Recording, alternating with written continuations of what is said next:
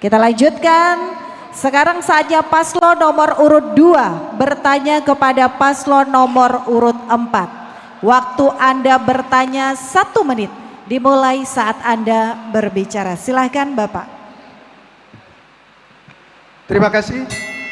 Tadi berkaitan dengan perpindahan masyarakat dari Kelurahan Pasar Wajo ke lokasi yang sudah direncanakan.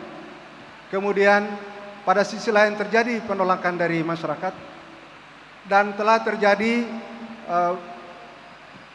penyiapan lokasi, namun kemudian pembangunannya tidak sempat dilaksanakan. Menurut pasangan nomor urut 4, apa pendapat saudara tentang perbedaan antara harapan dari pemerintah provinsi dan tanggapan dari masyarakat yang telah terjadi pembangunan yang kemudian tidak bisa dimanfaatkan? Silakan.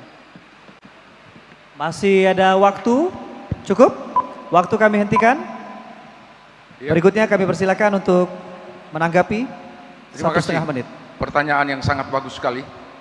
Makasih senior saya Pak Bakri. Jadi itulah yang kita bahas tema hari ini. Adanya kesinambungan, sinkronisasi.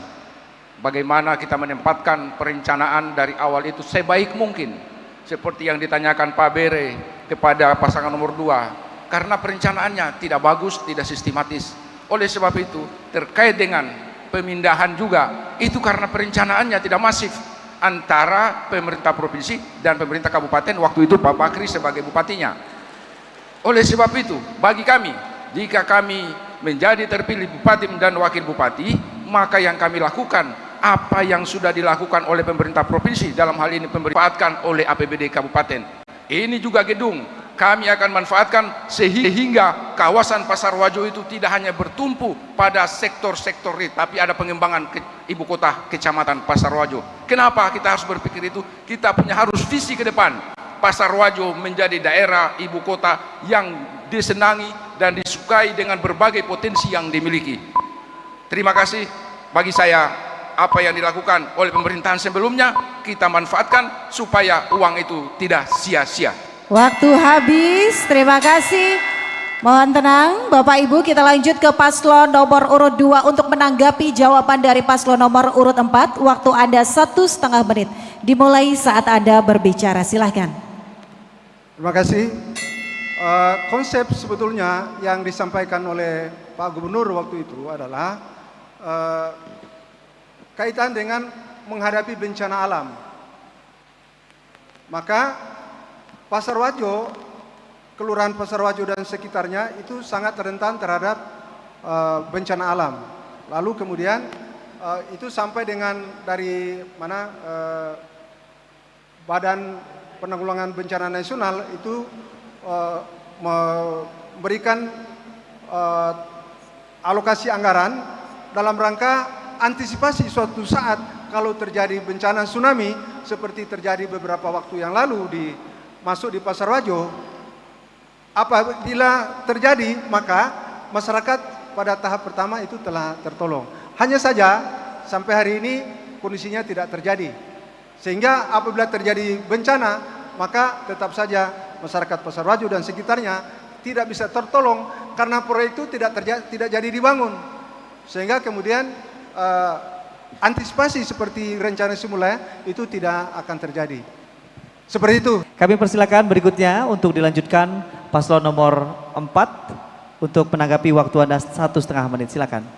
Ya, terima kasih. Jadi memang bagi saya, mantan anak buahnya Pak Ali Mazid tahu persis apa yang disampaikan tadi.